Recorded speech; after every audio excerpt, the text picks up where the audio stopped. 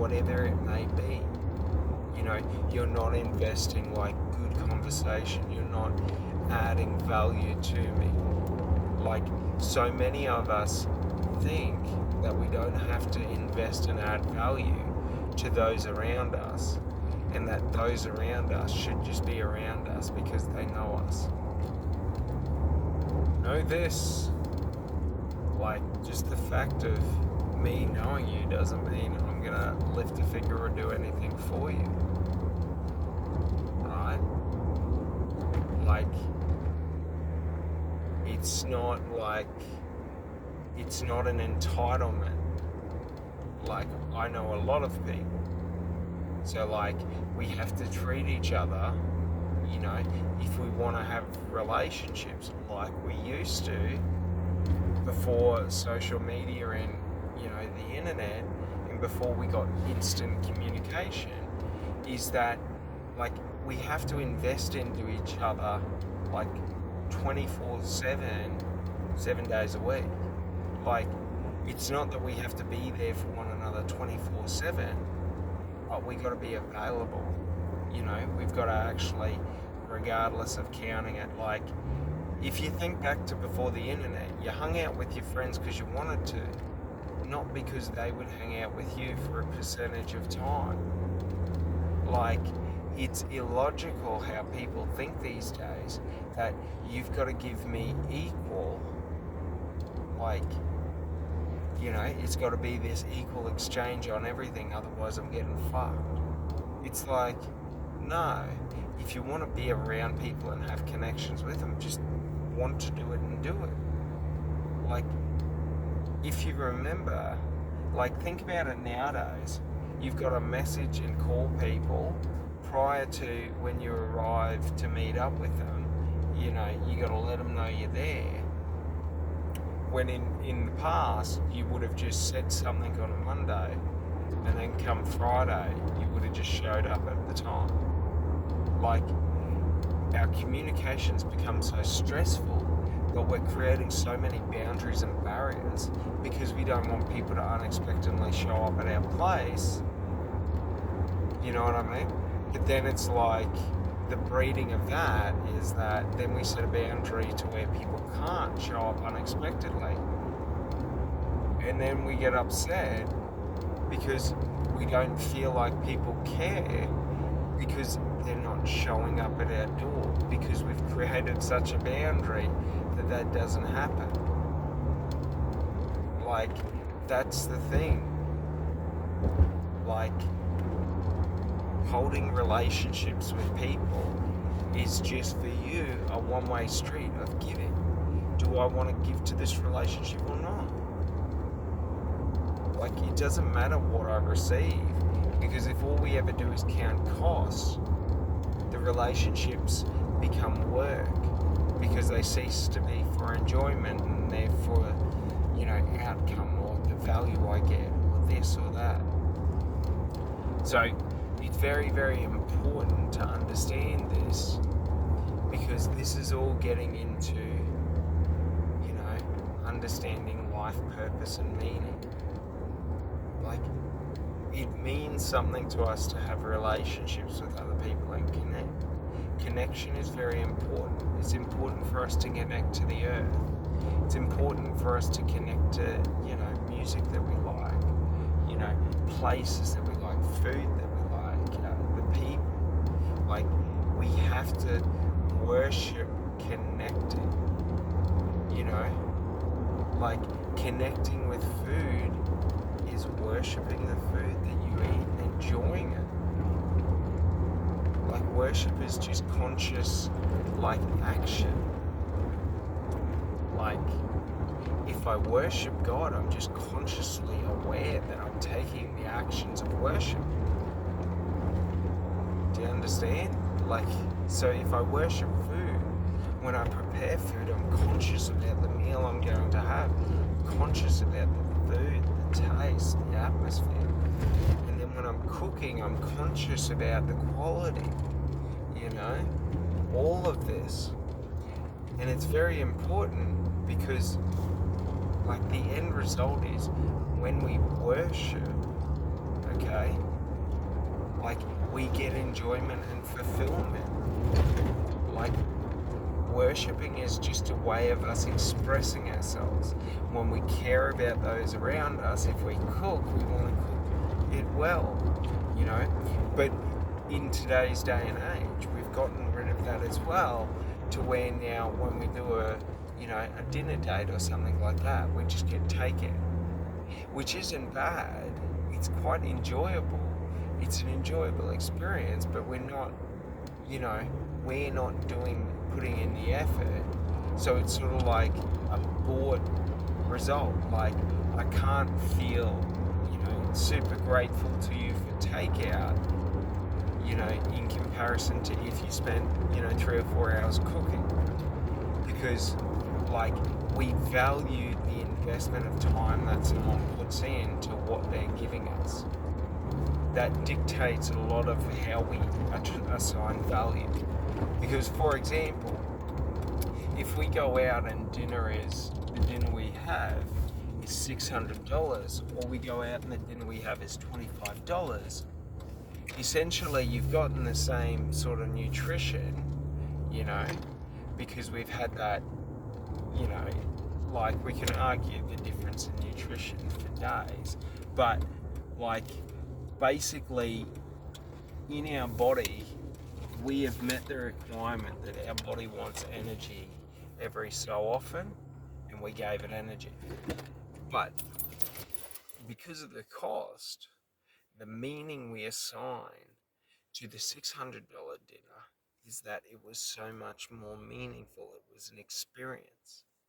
So if we understand this, okay, that it's not actually what it is, it's the time, energy, cost, what someone had to go through for you to get it to you.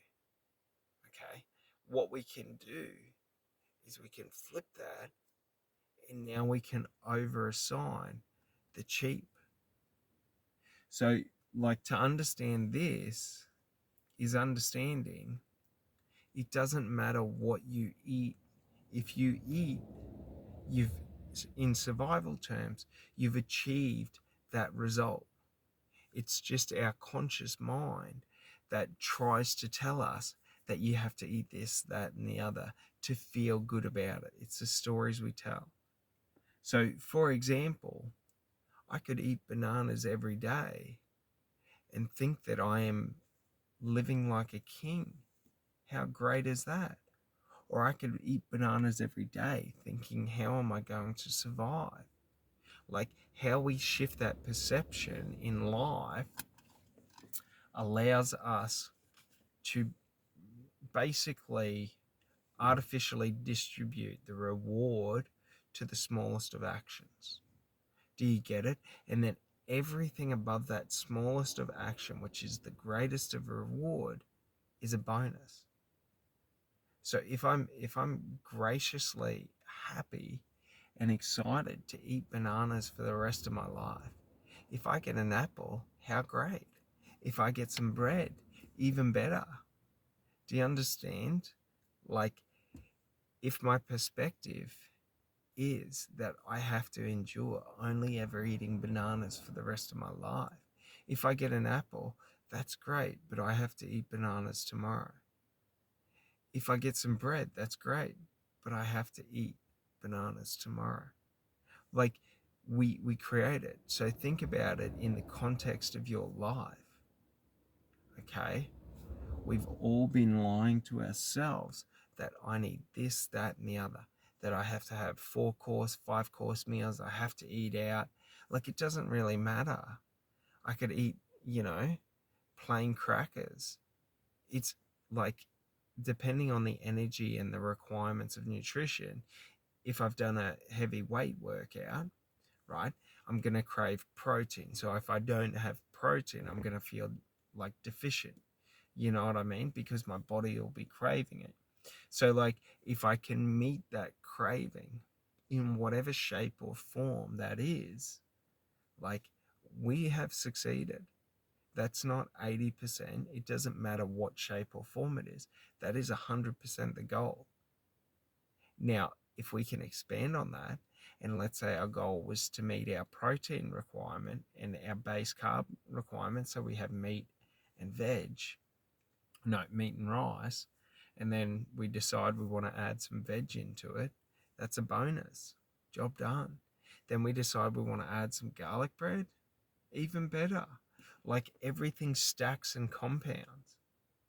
Do you understand? So in life, when we're trying to achieve a goal or a purpose, what we have to do is we have to create the base level foundation that we have to hit to be good and 100%. And then what we have to do is then understand and keep our perspective as every little win over that, job done.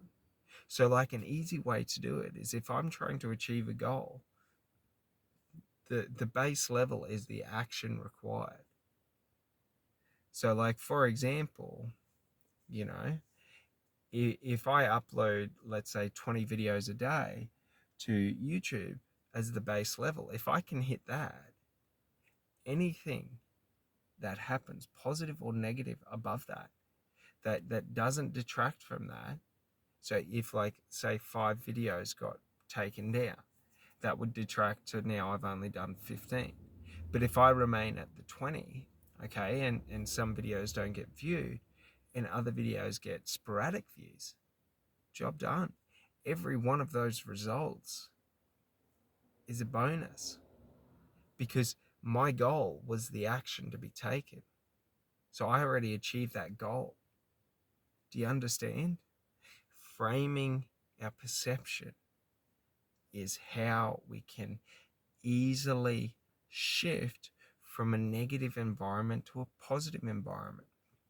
Learn what is it that you need, in terms of, if I want to be healthy, okay, my metric will be how I eat. Am I eating food that is right for what I'm trying to achieve? So for example, if I'm trying to achieve aggressive weight loss and I'm trying to cut weight, I have to sacrifice carbohydrates so that my body will use the fat stored. So regardless, for that first 2 or 3 weeks, right, my base level is, if I hit the protein and the veg, like, I'm good, like, I'm happy. So if I can find ways to add little treats in there above that, and I hit that, right, I'm sweet. So you know what I mean? Like, if you're doing a weight loss journey and you're trying to lose weight, if we're eating good, let's have a small treat every night. Like, whatever that is for you. But what we want to do is we want to try and reposition what treat means. So instead of, for example, having chocolate as your treat, maybe you could have crackers. Maybe you could have, meat or protein, like something that you can eat, nuts, chips, like probably not the chips, because they're highly processed in a lot of, saturated fats and shit and a lot of chemicals. But it doesn't matter what it is, okay? What we're doing is we're trying to have, if 80% of the time we can hit, that good, nice diet, 20% of the time it's okay. We can have a treat. So, but if we're able to reframe what the definition of treat is, if our idea of treat is apples, we can eat 100 apples a day if we want. It's only going to make us feel sick. Like, it's not going to make you fat. Like, I can promise you, okay, anyone who tells you that fruits and vegetables and seeds and nuts make you fat is talking shit. They're just straight up talking shit. Like, I could eat 1,000 bananas a day and I'm not going to put on weight, because one, the energy is so short. So it takes only 2 to 4 hours to basically digest, process, and utilize that energy, right? It's not taking 30, 40 hours to digest. There's no time for it to go. So, yeah, if I did zero activity and I did zero utilization of that energy, but food is energy. When we eat, we're eating, but we have to use up that energy. We don't eat to relax, we eat to move. Do you sort of understand?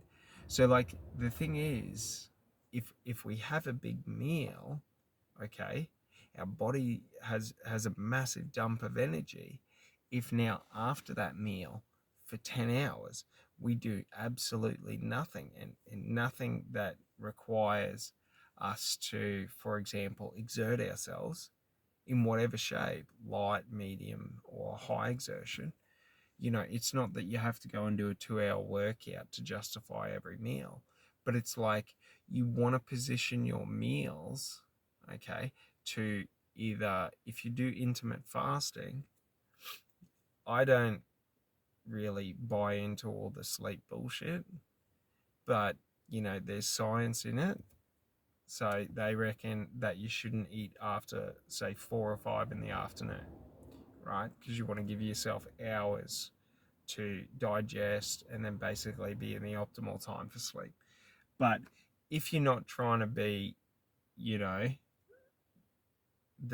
Usain Bolt of sleeping, like the best of the best at having the ideal sleep, like it's irrelevant. So the way I look at it is, when I intermittently fast, I tend to eat in the night between the hours of 7 and say 12. And I'll give myself 5 hours where I can eat, and then I go 24 hours until I do it again. So the reason I do that is because, one, like, it takes a couple of hours to digest, and I'm about to be in a state of rest where digestion is going to be the primary focus. Like, you sort of, you know what I mean? Like, I don't understand the logic of why would I eat during the day and then force myself to digest in activity. Like, I understand, if I'm trying to lose weight, that is exactly how I would eat, because I would be trying to, because you think about the energy requirement of digestion, and it's quite high, but it's like, you know, do you want to overexert yourself to where your body's already using a large portion for digesting, and then you're trying to do extra? Like, if you're looking for optimal performance in the hours of the day that I am working, I want to be optimal. So I want to have my tanks fueled and everything sorted.